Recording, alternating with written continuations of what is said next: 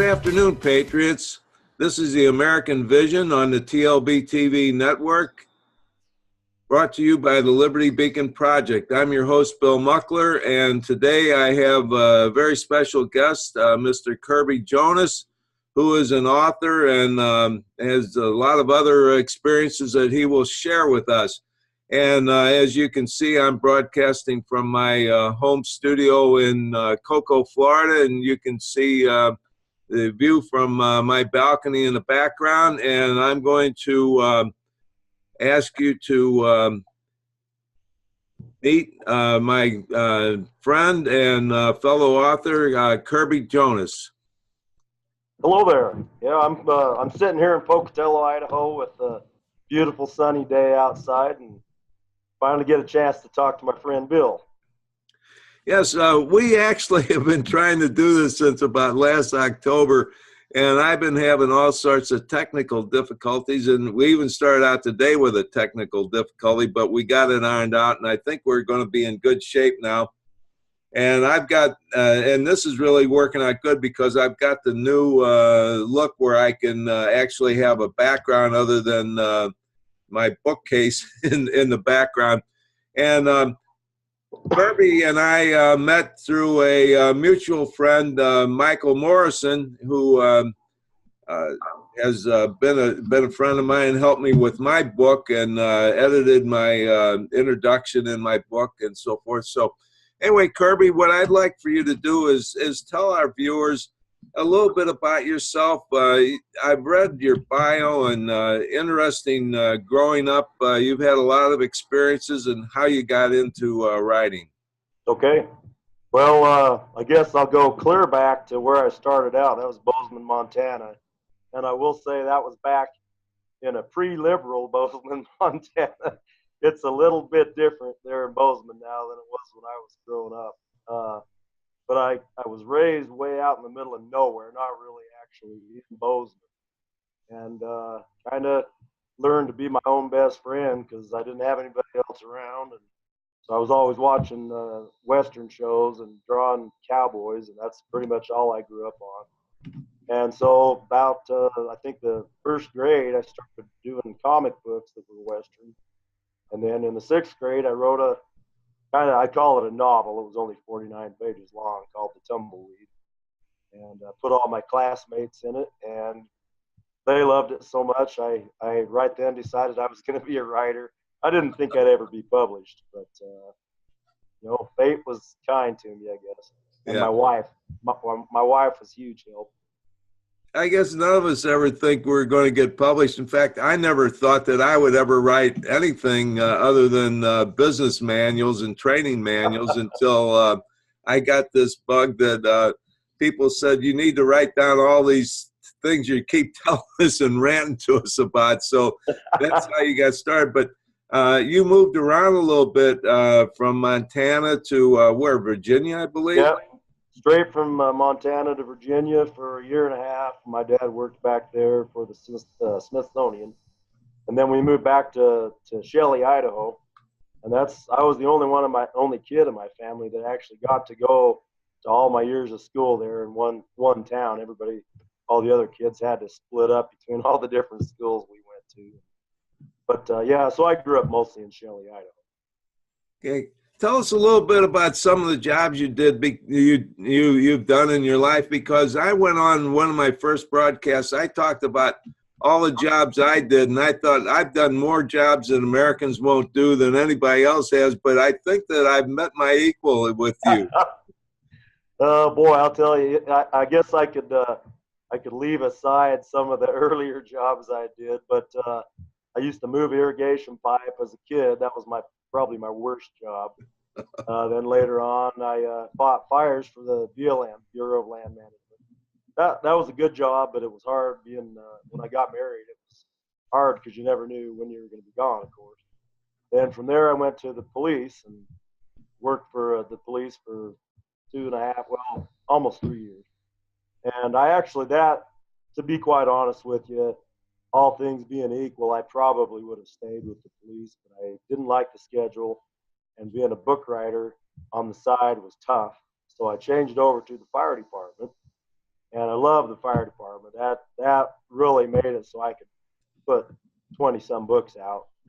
I wrote them, most of them when I was sitting around in the evening waiting for calls. And then after that, the things started to dry up, you know, with insurance rates and everything getting so bad, I had to go look for a second job. So I went out and got a security job and started packing a gun again. As you can see in my photo there on Dry Gulch to Destiny, my hair was a little long back in the day. And this security job has made me get my hair cut again. So that's why you see me looking like a halfway decent human being. Anyway, so that's what I'm doing now. I retired from the fire department last August, shortly after we met on here, probably. And so now I'm a full-time security guard, 12 hours a day. And it's honestly one of the best jobs I've ever had, too. That's yeah, great. so that pretty much covers it. Yeah, that's great. And what you're seeing in the background for those of you who are watching is the cover of one of Kirby's books, and I have that on there, and I've got several others I could show. And Kirby has met some very interesting people. This is a photo of you with Drury, is it? Yep, James Drury, the Virginian, right there. And you're also a good friend of Clint Walker. Yeah, Clint and I wrote a book together back in, well, we started in 2001, and that book came out in 2003, Yaki Gold. And that was a book idea he had, and James Drury introduced me to Clint, and Clint had an idea already in mind, and he asked me if I'd help him write it. The rest is history. Yeah. As they say. There's a lot of people probably don't remember Clint Walker, but I certainly do, because when I grew up in the 40s and 50s, that's all we watched on TV was Westerns. I mean, It was always Westerns. And Clint Walker was somebody that I kind of really kind of favored or, liked, because he was originally from Southern Illinois, and my mother's family is from Southern Illinois, probably maybe 50 miles away from where he was born. So it made me feel like I had kind of a connection there. Yeah, and he was quite a down home boy. He wasn't a part of the Hollywood elite. He could have been, I mean, you look at the guy, 6'6" and 245, 55 pounds at his peak, and he had a better build than almost anybody else in Hollywood. He could have got a pretty big head, but he stayed true to his fans, and he still is to this day. Yeah. Do you still have contact with him? I don't talk to Clint very much. On a private basis, I could tell you some of that, but I talk to Jim a little bit more. James Drury a little bit more. But I don't talk to Clint much, sadly. Yeah, we kind of, as we go along and we're writing and working and doing all of our things, and kind of lose touch of things. Also, I wanted to let you know, I worked in Coeur d'Alene, Idaho. Actually, I stayed in Coeur d'Alene, Idaho. I worked for the Bunker Hill Mining Company in Kellogg, Idaho, which is quite a bit further north of you. And I don't know if a lot of people are familiar with Idaho, but Idaho is one of the 13 states that has 2 time zones. Yeah. Right? Yep. And you're on Mountain Time, and I'm here on Eastern Time. But it's just one of the most beautiful states, and the country I'm more familiar with is around Coeur d'Alene and north of there. And but all of Idaho is just fascinating to me. Yeah, it's funny the diversity we have in this state. I'm in the middle of the Snake River Plain, so it's a lot of sagebrush and not a whole lot of timber like they have up in the country you're talking about. But it's nice to have both. We got a lot of maples around here, Rocky Mountain maple. So in the fall we have a spectacular view of red, and then yellow aspens everywhere. Where up in Coeur d'Alene, it's more of the timber, the ponderosas. White pine up there, but yeah, it's all beautiful. I love this state. Okay, let's talk a little bit about some of your books. I have one in the background. I don't know if the people can see this. I'll try and move over. And the title of it is Samuel's Angel, and I really I want to start reading this, and the reason I want to talk to you about it is I believe this is sort of an autobiography of yours, or at least it's a story that a little bit based on your life. Yeah. It's funny. This is a book that I really was leery about putting out because partly for what you just said, because it was a pretty personal book, and partly because it's not a Western and everybody knew me for my Western. And I got this idea. I read a book called Road to Terabithia, or Bridge to Terabithia, and it was a story about a young boy and this girl that he met and how they kind of formed a friendship. And I had wanted for years to write a book that had the word angel in it anyway. I don't know why. But anyway, so I came up with this plot, and it took me years to plot this book out because I was trying to come up with something that I didn't know a lot about. And then all of a sudden one day it hit me, I should just use my own childhood. And the girl, Samuel's angel of the title, she's not a real person. She was a figment of my imagination. But the character Samuel in the book, that's basically me, and where he lived and his family and the people he knew and the teachers, all of that stuff is real.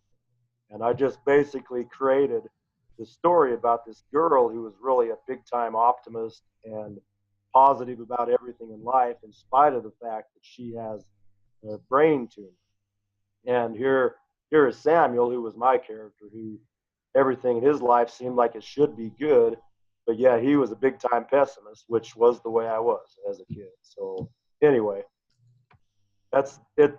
Without getting into the story more, that's the gist of it. Okay, that's great. And I guess another thing I wanted to tell our viewers is Kirby is actually the author of 26 books, and I've written one, and I'm struggling to get the second one done. I'm my own worst distraction, and I've got an idea for another one that I want to write, and I'm thinking I'd better get the second one before the third one. So how do you manage to write 26 books? I mean, that's phenomenal. You know, it's kind of sad to admit this, but most of those books I wrote prior to Facebook. And now that Facebook come out, I get pretty distracted on there. My wife can tell you all sorts of stories. I'll be in the middle of something that I'm writing, and if I get the slightest bit distracted, I'll just flip over onto Facebook, and then I'll be there for hours. So quite honestly, a lot of people are thinking that 26 books is a lot, but I would seriously have 35 books or more if it weren't for Facebook. But the bad thing is there's a lot of my readers who I've met on Facebook, so it's kind of a catch-22, you know. But as far as how I've done the 26 books, all I can say is being a firefighter, you have a lot of spare time. Some nights, I mean, not always. Some nights, obviously, you're running from call to call and you don't have any time. But yeah, I had 24 years as a firefighter, and so I had a lot of evenings where everybody else was in front of the TV. I was in front of the computer working on a book, and I'd write till 3 in the morning. Yeah, I don't think I'm as disciplined as you are, and I get on Facebook and I'm trying to get people interested in my articles and my newsletter, and now this TV show, and then the last thing I always put off, you know, writing, and then by the time I'm ready to start writing, something else comes up. But I tried to write my first book, the only book.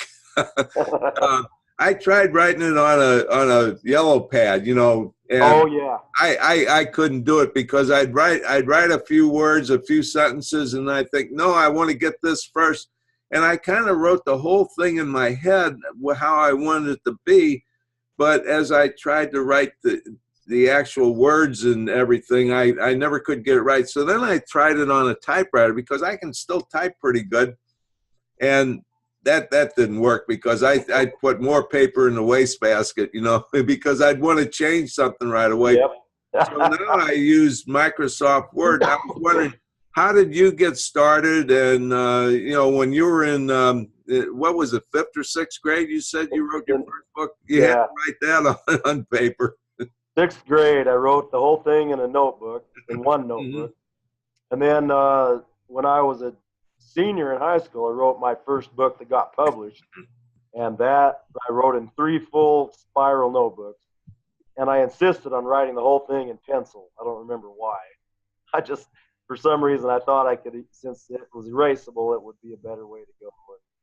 And yeah, it was a pain. I mean, writing an entire book in longhand, for one thing, especially 300, I think it was 302 pages long. It was tough. And then I went back later and typed it up on an old-fashioned typewriter. Then when I proofread it, I had to retype it again. Totally, you know, it's not like you have a manuscript on the computer that on a file that you can just change a few things. But it was hard. I wrote that first book probably 12 or 13 times total. And I think at least 10 of those times were straight through, either longhand or retyping the entire book. So I all I can say is I love computers for that one reason. If I didn't have a computer with Microsoft Word to write my books, I'd probably have 8 books instead of 26. Well, people ask me, they say, how can I write a book? How do I do it and everything? I say, well, you know, I don't know if I can tell you, pardon me, what you should write, but I would recommend getting Microsoft Word and doing it that way for sure. Yeah. So what are some of your newest projects or newest books that you're working on? Oh, well, my big one that I'm working, well, 2 of them. My biggest undertaking, I guess, is it's called Jinx. And it's a novel that takes place in 1933, smack in the middle of the Great Depression. And I'd never done a lot of research on the Great Depression. I've gotten to have a whole new feel for those people that lived through that time. Wow. Anyway, so now I've gotten to know these characters so well that if I see a show about the Great Depression or anything, it really makes me feel for those people because I know so much more about what they had to go through. And then the book that I'm really working on, it's not as big of a project, but it's part of a lot larger project. It's called Lockdown for Lockwood, and it's book number 4 out of a series that's going to be 37 or 38 books long by the time it's all said and done. It's a crime drama that takes place in the 70s out here in Idaho. You had asked me at one time if I knew anyone that could help you research that. Have you found someone to talk to? You know, I got several leads, but none of them ever panned out. And what I ended up doing is getting on, I think it was Amazon. It might have been eBay, but either eBay or Amazon. And I found the crime scene investigation book that was first published in 1972. And that's the year my series starts. So I've just been, it's a big tome. I mean, it's that thick. And I've been going through that and gleaning every detail I can. My years as a cop, number 1, I wasn't a homicide detective. And number 2, things have changed a lot since the 70s as far as fingerprinting and DNA and all that stuff. So that's really what I wanted to get right. I didn't want to have my characters using DNA in their investigation when they didn't have the ability to use DNA back then, that kind of thing. So I didn't find a person that has done it, but I think I found the next best thing in that book. Okay, because I think I have someone if you want to talk about it, but we can talk about that later. Okay. But that's really an exciting project to me. I want to ask you another thing. When I like I said, I read your 3 Christmas books, which are really, I guess, short stories, and I just enjoyed them so much. And I wrote reviews for you. And for everybody out there, writers really like to have you write reviews. We love to get those. Yeah, but I wish people understood that more. I try to write a review on every book I read, and I try to read a book a week. Wow. But tell me, how do you come up with the characters and the names of the characters, and then also the personalities, and you develop your characters so well in such a short period of time? I'm just fascinated by that. It's one of those questions like you were talking about earlier. It's something that you have inside you, I guess. And I've been asked that question so many times. How do you do that? And I don't know that I could really come up with an answer in less than a half hour. I think it's just pieces of a lot of people I know, and as my wife will tell you, most of the main characters are a lot of me. We that whole thing with the cigarette butts in the Christmas game. Our family used to do that all the time. We went out of our way to crush every cigarette butt we could find. We thought we were doing a great thing, saving some guy from himself, you know. And then one day it hit me that here I am drinking Coke Zero all the time, and I'm pretty much addicted to that stuff. So how can I say that my addiction is better than somebody else's addiction? Yeah, that's where that story came from. And the Coke Zero might be just as harmful as the cigarettes for all. Yeah, totally. So yeah, that the characterization thing.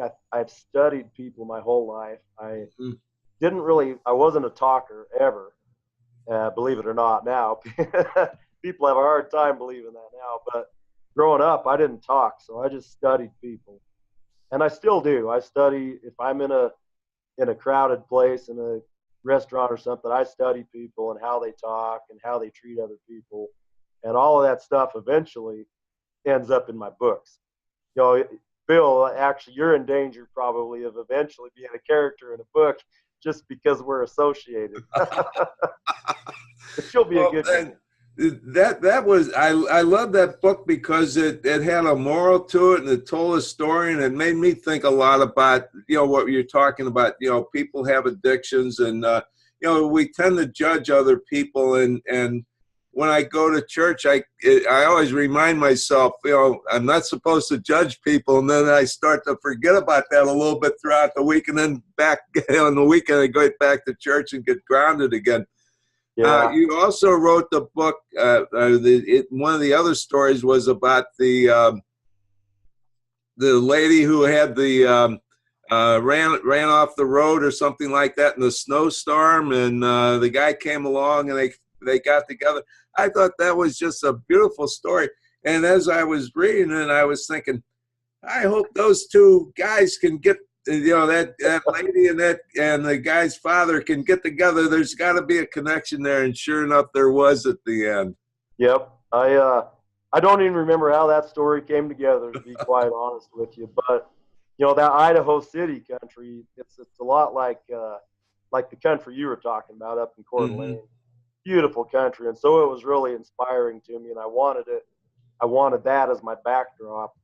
And I've always been interested in log beds, so I thought, might as well make my main character be a maker of log furniture, and the rest of it, I think I did have the idea to start out the whole book that I wanted this story about these two older people who had known each other way at a younger age, and they finally found each other again, and that's really what the basis of the whole story was. It was certainly a beautiful story, and what happens to me is, as I read and I think, okay, I know Idaho, but then I had to get Google Maps on and look up Idaho City and try and orient myself and so forth. Then the other story I read was about the rancher or farmer, whatever, who he lost his wife, and he was kind of, I guess, at the end of his what he perceived as his existence and his worth in life, and thought, this is the end. And then he found this hitchhiker, and he wanted to get the hay up. And I got to tell you, I've done that in my life. And let me tell you, I don't know how. I suspect you hauled some hay around and picked up hay before. Back when I wrote that story, I had a horse still. I got rid of him since then. But anyway, I had hauled a lot of hay, and that's a tough job. and especially for this guy in the book who was, I think, 84 or whatever he was. Yeah. But that book has quite a backstory to it. I was in the middle of what turned out to be walking pneumonia, and it was late at night. I was at the fire station and just as sick can be. I should have gone home. If I had gone on a fire, I'd have been in big trouble. Anyway, I was lying there in bed, and it was almost Christmas time, and I knew they'd have a hard time replacing me that close to Christmas, so I was trying to tough it out. And I woke up in a state of almost delirium, and that entire story just popped into my head totally out of nowhere and wrote itself right then and there. It was the strangest thing. That's fascinating that that you could do that. And the way I could relate to that was when I was young, my father bought some lots at a lake resort in Missouri, about 30 miles south of St. Louis, and it was all totally undeveloped. So I worked there when I was 14 years old, and I was actually getting a paycheck. They were taking out Social Security and everything. Wow. And we had about 800 acres, they called the back acres. It was just all, woods and a little pasture and so forth. And some of the people wanted to get horses. So I got into that, and I actually worked that whole summer and saved up, and I bought a horse and a saddle and everything. And all my money that I worked for, I put into that. The next summer, there was a guy who had like a horse farm or ranch or whatever you call it, and this is Hillsboro, Missouri, right across Highway 21 from there. And so they hired me as the assistant Tennessee walking horse trainer. Wow. And as the assistant Tennessee walking horse trainer at 15 years old, I worked for Marvin Taylor, who is really a fantastic guy. I mean, this guy was just a wonderful person, but he knew how to do everything. Well, he taught me how to operate the pitchfork. So, I went into all the stalls. They had like 24 stalls, and, every week, you had the pitchfork, the manure out of there because it kept growing and growing. And then he had a big field where he grew lespedeza, which is a kind of hay, a little bit different than alfalfa, and it's really scratchy stuff. So they said, okay, this morning we're going to go out and we're going to get load the bales of hay onto the wagon that one of the guys was pulling with a tractor, and they had this flatbed wagon behind it. And what Bill was doing was the guy who was, and I'll tell you, I think I still have scratches in here from that lespedeza, picking that stuff up. And early in the morning, it's still kind of dew and wet. And those balls are really heavy. They get a little bit drier and scratchier in the afternoon. But let me tell you, I don't know how I got those things up on the wagon, but there was no way I was not going to do it because there's no way I was going to let them know that I couldn't do that job. Yeah, it's funny how kids back in that day were compared to what a lot of kids are like today. Well, you take a kid out today, try to get him to haul hay for half a day, he'll quit on you. And I got paid $5 a day for that job. And it was 7 days a week because the horses were there 7 days a week, right? Wow, that's a job there. Mm-hmm. But I guess I was competitive, and I wanted to prove myself, and I wanted to learn, and that's what we seem to have lost today is, and I didn't want anybody to look at me and say, well, this guy is a failure. I wanted to be the guy that could do anything at any time. That's how I didn't even mention that I used to work at a potato factory. And I was the guy who, I didn't care how much pain I was in. I wasn't going to tell anybody. And I would stay on that line for hours until somebody came and said, you need to go take a break, because I wasn't going to be the guy whining and saying, hey, I need a break. And I'll tell you what, I'd go home with a backache like you can't believe. Same thing with the job I had when I was 17. I used to compact foundations with the big foundation compactor. I was making, I think I was making $15.08 an hour as a 17-year-old kid. But I'll tell you what, I earned every dime of it. And I'd get home at night, I'd go straight to bed. There was nothing I wanted to do after a day of using that compactor. And I wish more kids, you know, I shouldn't say anything because my own boys, they're great workers. I would put any of them out there on a job like that. But I see a lot of kids now who aren't like that. And I'm a little worried about the way it's going. Yeah, I am too, because I hear about everybody wants free education, free college education, and I had saved up my money. And when I went to college, I worked like all the guys did in the summers and holidays, you know, Christmas holiday. But one summer, I guess between my sophomore and junior years, this would have been 1955, because I'm a little bit older than you are, a lot older than you are. We found out that we could make a lot of money working up in Wisconsin, and at that time the minimum wage was 65 cents an hour. Oh. So 5 of us loaded up in a car and we drove up to Markeson, Wisconsin, and we got hired on by the California Packing Company, which was a division of Del Monte, as pea pickers. Oh, wow. And we actually lived in a big barracks, and we got up at, you know, I think it was 5:30 in the morning, and went to the chow hall, and then they took us in a truck out there, and we worked out there 65 cents an hour, 12 to 16 hours a day, depending on the day. And I want to tell you, when it got to be Wednesday and I got my 40 hours in, I was the happiest guy in the world, and I was rejuvenated, because now I was thinking, I'm making time and a half. I'm making about $1 an hour. And I thought, I'm rich. And now I don't need kids, you know, they don't work their way through college. They expect to get college loans. They end up with, in a sense, it's like a mortgage for the rest of their life, just trying to pay off their college loans. Yeah. All 3 of my boys, they've known from the get-go, when it comes time to go to college, Dad's not forking out any money. You know, if they wanted to live at my house and go to college, that's one thing. But I won't pay for the college, because I've seen too many kids go out there and spend their whole time partying. My boys aren't like that. They're not partiers, and they're hard workers. So, you know, if something came to where they had to have a car repaired or something, I would step in. But overall, they know that they're on their own out there. And that's the way I was raised. Yeah. Speaking of your boys, I understand you were a scoutmaster at one time, and I was wondering if you could share some of those experiences and maybe tell us a little bit about what you think about girls becoming Boy Scouts.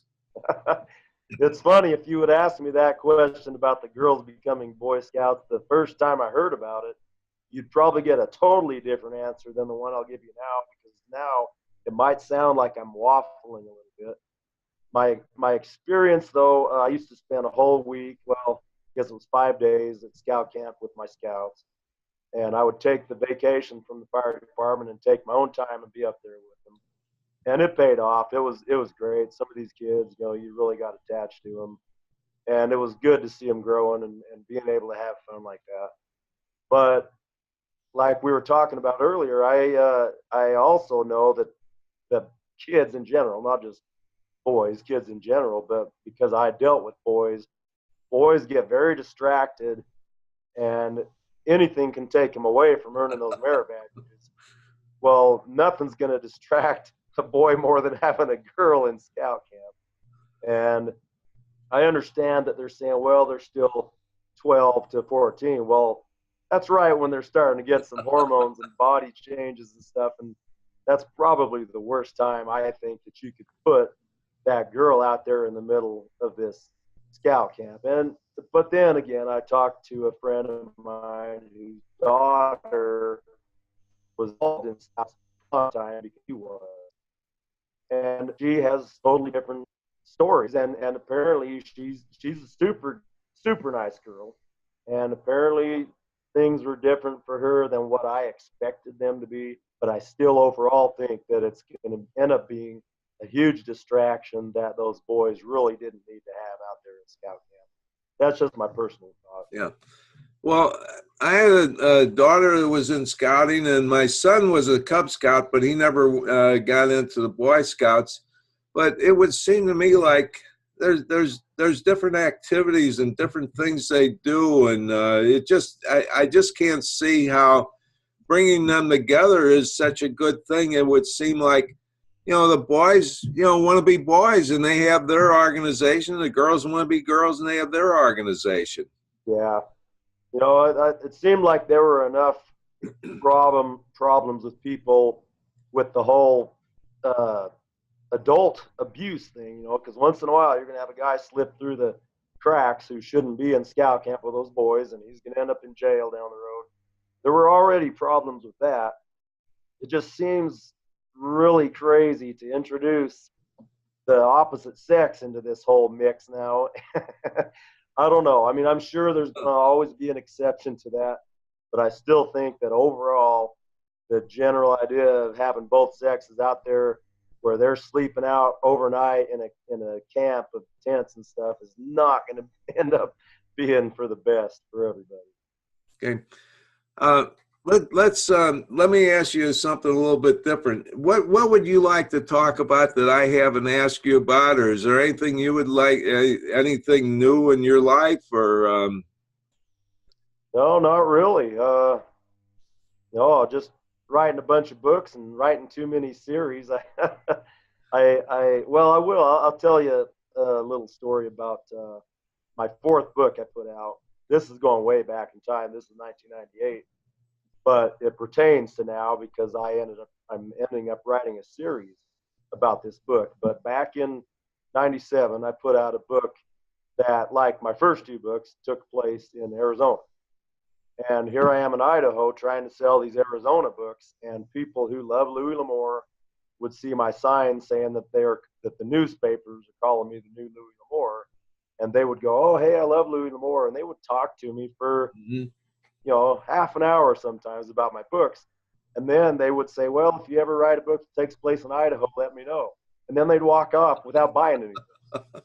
And so my fourth book, I thought, okay, put your money where your mouth is. I'm putting a book in Idaho. And I did. It's called Death of an Eagle. And it became my best-selling book of all time. And I'm sure that a big part of that's because it takes place in Idaho. It's all places that I've hunted or hiked or ridden horses. A lot of it is stuff from my roundup experiences or cattle drives or whatever. That's another thing I used to do a lot that I didn't mention. Because I never got paid for any of that. It was all for fun. But now that book became so popular, and one of the characters in the book, as the title would lead you to believe, he died at the end of the book. Well, he's a very popular character, as it turns out, and I couldn't continue with that character. So I decided I'm going to go back in time, and I'm going to write a whole prequel series about that guy. So that's one of my new projects I'm working on. Oh, that's a fantastic. Wow, what an idea. So in your books, you've written some series, but a lot of your books are standalones, I guess. And you mentioned Louis L'Amour, and I remember when I was a kid growing up, and this is going back in the 40s and 50s, grade school, high school, and college. Louis L'Amour, I mean, was it. Everybody knew him and read his books. He must have, I think he wrote, what, more than 100? Oh, yeah. Last I heard 130 or so. 130, yeah. Yeah, a lot of it is short story collections that his family supposedly found in the attic or whatever, story. But I think he honestly wrote at least 90 Western novels. Yeah. And it looks like you're going to catch up to him if you keep going at the rate you're going. I've got 200 books that are planned out, and that's on top of the 26 I've already done. So I've got a lot of work to do. Yeah, and you do the artwork for your covers, and what we're looking at right now, the cover I'm showing, that's actually you in costume, in Western costume. Yeah, I used to do all of my. I used to do a painting for every one of my books. That's really how I started out was with art when I was a little kid. And then later on, I took up oil painting just to illustrate my books. But it's so time consuming to do an actual oil painting And everybody kept saying, well, you look like you could be a Western guy. So finally I thought, you know what, why don't I just buy a bunch? I mean, I had all the clothing anyway, because I'd go to these Western festivals where I'm dressed up like the 1870s and 80s. So I thought, you know what, I'm just going to start being my own model. And, you know, there's a couple girls on this cover that are right behind your head there. One of them I found just a model's picture on the internet, and I paid money to have her picture on there. The other girl is a girl I went to school with, actually. She was just the grade ahead of me, the most popular girl in the whole school, and I ended up with her on the cover. That was quite a story. Yeah. I won't even get into that. But anyway, so I finally decided I had to go over to the photographs because it was just so time consuming to do a painting. So what you see behind your, what looks to be your left shoulder there on the screen is actually a picture from Nevada City, Montana. And then over my right shoulder is a street scene from Virginia City, Montana. And Nevada City and Virginia City are about a mile away from each other. But with Photoshop, I just put two of the streets together, and I created my own town, actually, called Dry Gulch, which that's where the title came from. But yeah, my wife and I stood out in the center of the street there in Virginia City, Montana, and she took a bunch of pictures of me, and we waited for the wind to catch my coat just right so it looked like I was whirling around.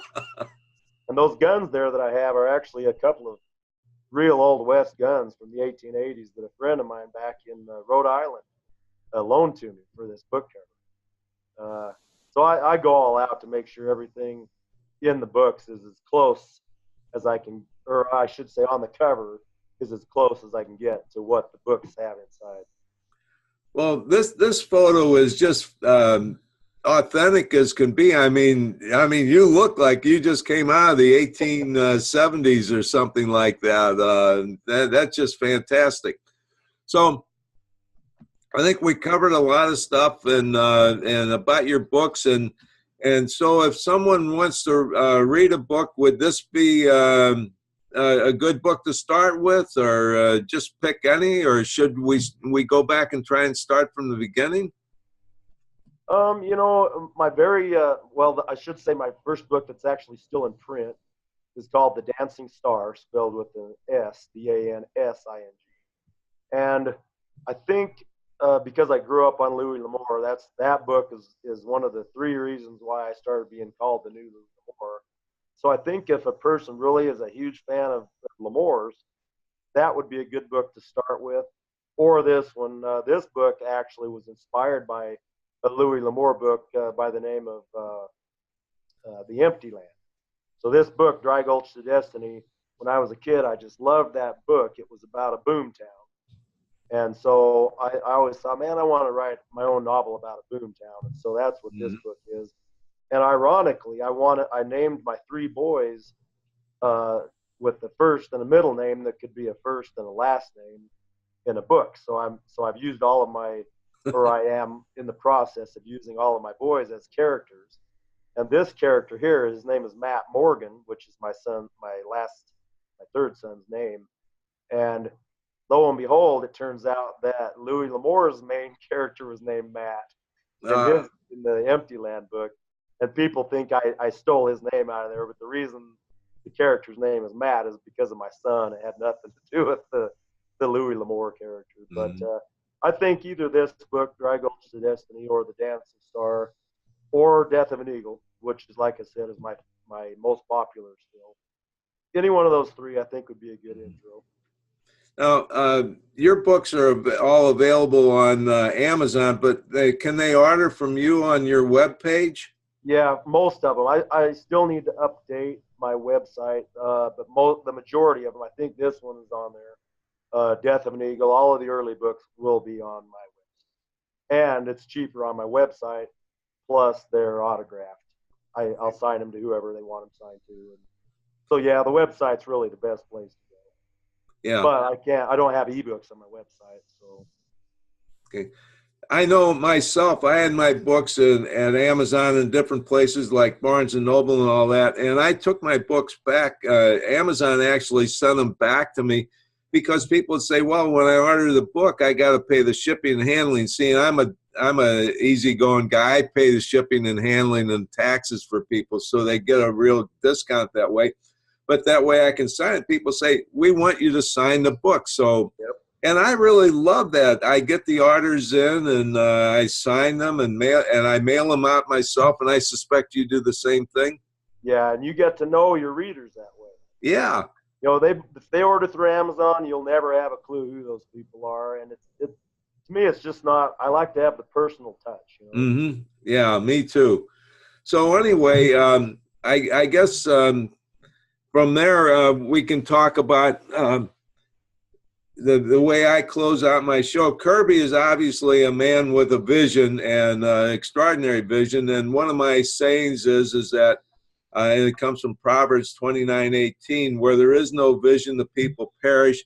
And where Americans have no vision, Americans will perish. And if you don't read books, you're going to perish too, because everybody needs to read more. And we've gotten to a point where we're doing more texting and more TV watching and more social media. And we really need to get back to reading books. So I hope you will go ahead and check out Kirby's books and start ordering some from him. And I know you'll enjoy them as much as I have. So I'll just conclude this by saying God bless America and God save our America. We need you now more than ever before. Bye, Patriots.